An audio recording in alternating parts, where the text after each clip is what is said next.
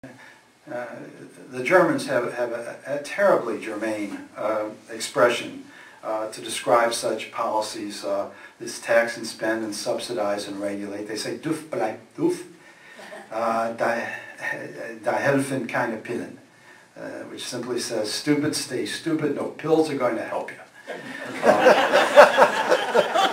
You know, the insane part of it is now you have in Washington Obama, who wants to copy our blown-away governance. I mean, at a certain point, you'd figure that another economic law would take precedence, the law of diminishing returns. That was a wonderful chicken, a wonderful dessert, a cheesecake. Oh my goodness! The first one I ate is just sorry, governess, it blows me away.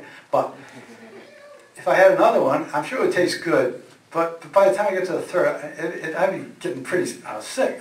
I mean, at a certain point, you keep repeating these stupid policies, and it not only it gets sour in the public's mind and the constituents, that it also does huge amounts of damage and becomes identifiable as the cause of you know, people's harm to their wallets and so forth. Diminishing returns is very powerful. I mean, think about it. If you were now to be loading and finding these Nobel Prizes in your Cracker Jack boxes, I don't need any projection there. Anyway, here's to the platform, if I could be so bold. The first reform has to be immediate rollback of government spending at all levels. I mean, this is where you announce that there truly is an intolerable fiscal crisis, and you get serious. And the very first and the single most important reform is a very sharp reversal of the public sector spending. It's Economics 101. It's also Public Finance 101. It tells us unequivocally that a tax system will work.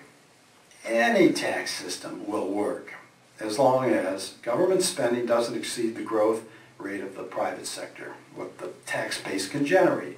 And adversely, it's the same story. Any tax system fails if the redistributive sector outpaces growth in the private productive sector. To do otherwise is just to underscore how we've lost focus, a state that's become complacent, careless, indeed reckless, focusing on the right response, the reality, is all important. It's a sign of a mature population. And sometimes if you can't learn it intellectually, you feel a pain on their body, which is where we are. And I think it's a good position for us as libertarians, because we can capitalize on the truth. Second, we have to phase out the business and individual income taxes in this state in order to bring us into competitive alignment with 9 other states at a minimum. This was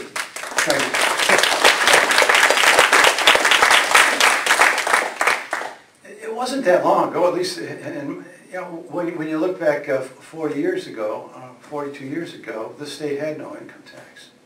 It was a preeminent economic state. It was a powerhouse. It was an arsenal of democracy. So we can do it, but you have to first, as I say, first priority, control the spending. That's the real tax. When I was at Antioch as an undergraduate, I got to be a senior, and all of a sudden it occurred I didn't have the PE credits necessary to graduate. And there were only 2 courses left that had 1.5 credits that as a quarterly system that I could choose from. One was boxing and one was sports officiating. Well, boxing sounded interesting, so I chose boxing. And folks, the coach, he was terrific. He said the first thing you all do is you take the edge of your hands here, and it's just as hard as you can. You beat on your abdomen just as hard as you can. 20 minutes a day. And he said, I guarantee you, 1 or 2 things are going to happen. You're going to make that just like iron. It's going to be just an iron gut, or it'll kill you. Wow. I switched to sports officiating. But the one thing that the coach said that stuck in my mind is it was really good advice. He said, when you're boxing, you don't watch their mouth, what the rhetoric or anything else that comes out. You don't watch their fancy footwork. Keep your eyes on their guts. See what the real movements are. And that's the way it is now. People are distracted by the talk, the rhetoric about the debt, the deficits, the taxes. That's not what it is. If you control the spending, you've controlled it all. And that's what we have to see happen. And not like Detroit, which reduced marginally its income tax. It has to be irrevocable.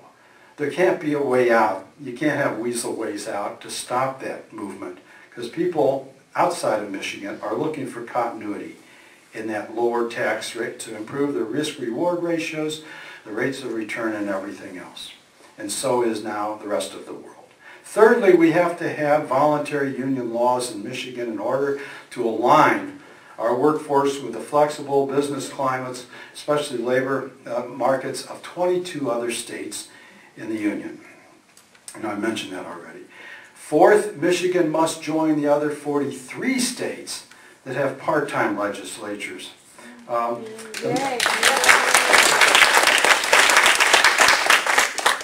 Yeah, they tend to underestimate how important that is. The Mackinac Center has just done a study that shows that I believe it's $67 million annually are saved by having a part-time legislature. Regardless of that, we get the best politicians in the country. yeah, we do. We have first or second, especially adjusting for the cost of living.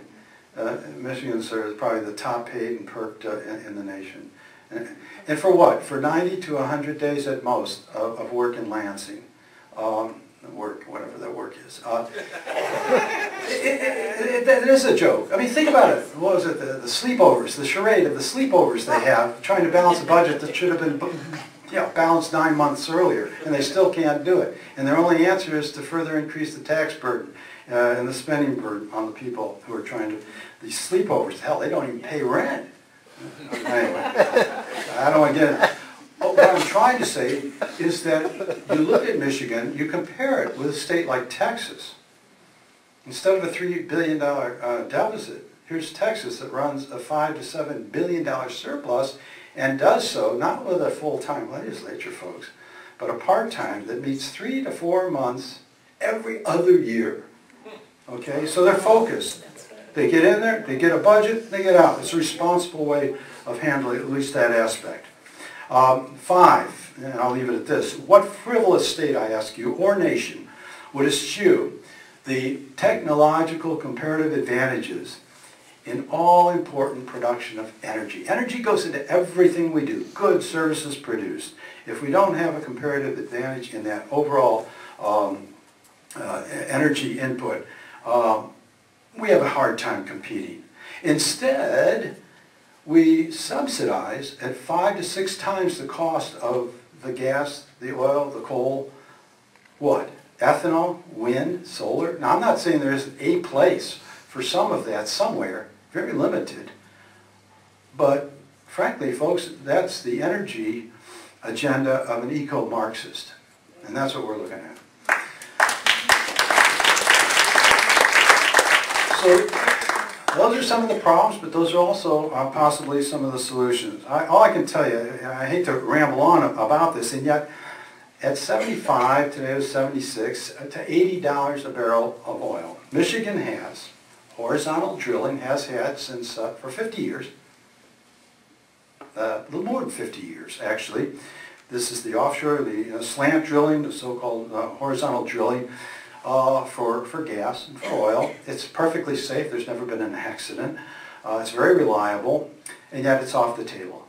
And it's considered off the table. Whether it was posthumous or who was running against, I forget.